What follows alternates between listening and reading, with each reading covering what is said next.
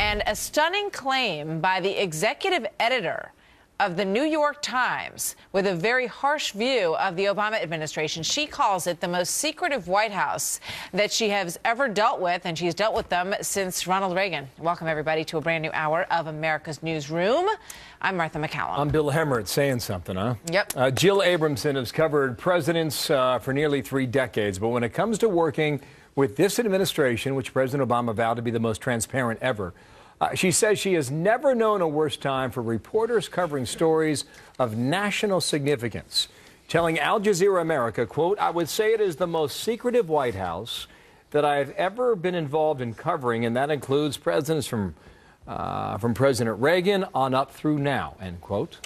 Chris Direwalt, Fox News digital politics editor and the host of Power Play on FoxNews.com Live, joins me now. Chris, good morning to you. Good morning. You know, I mean, she cites really these 7 criminal leak investigations that have been underway. She said that it more than doubles the highest number that any other administration has ever even attempted. I mean, that's really at the basis of all this, right?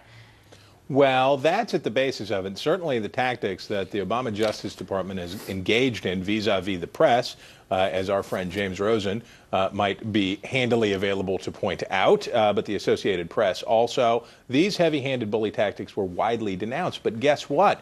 Other things in the day-to-day grind, like not letting photographers have access to the president, as his predecessors did, to take pictures, instead relying on social media to sort of splurp out White House preferred narratives on things. I believe it was an Associated Press photographer who referred to it as propaganda, that you just churn out the preferred image for the president and his team, and you don't let reporters inside the bubble.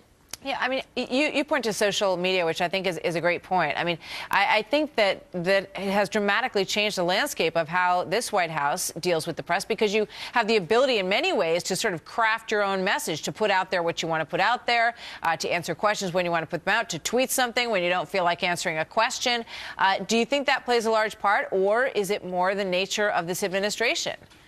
I think it's a means to an end. I think that every president would like to have used all the previous medium, whether it was newspapers or radio or television or whatever, to just blast out what they want people to hear. Why wouldn't you? Why have any interface with people who might occasionally ask you a difficult question when you can just lay it on the electorate? I think social media is just, in their case, a means to an end, and the end that they want is unfiltered presidential narrative for the American people, and no possibility that, say, Ed Henry, for example, might pose a difficult question. Yeah, which he might. Which he might. The irony here, Chris, is that, you know, this is a president who the early on criticism from the right was that he was just, you know, given messianic treatment, that, you know, the press was falling all over themselves to be nice to him. Even Saturday Night Live made fun of what great press coverage the president got all the time. So it's ironic that this should be the most closed-lipped White House of all, is it not? It is ironic, but maybe it's also this. Maybe it's that it is never a good hope as a journalist to hope that the alligator eats you last. That if you think that you are so nice, so sweet, and so tender with a politician that you will get preferred access, in this case with these folks, they don't care how fawning the treatment. They don't care how the kid gloves are. What they want to do is put their message out there, and you can't suck up to them enough to get inside the bubble. That's how they do it. So the lesson for reporters is probably go ahead and be tough, because you're going to get the shaft anyway. Yeah, and then you're going to get a criminal leak investigation after you if you get too tough, as Jill Abramson contends, and is right. It's backed up by 7 of those investigations going on right now. Chris, thank you very much. Always good to see you. You betcha. Visit our politics page and sign up for Chris's daily political newsletter. Go to foxnews.com/FoxNewsFirst.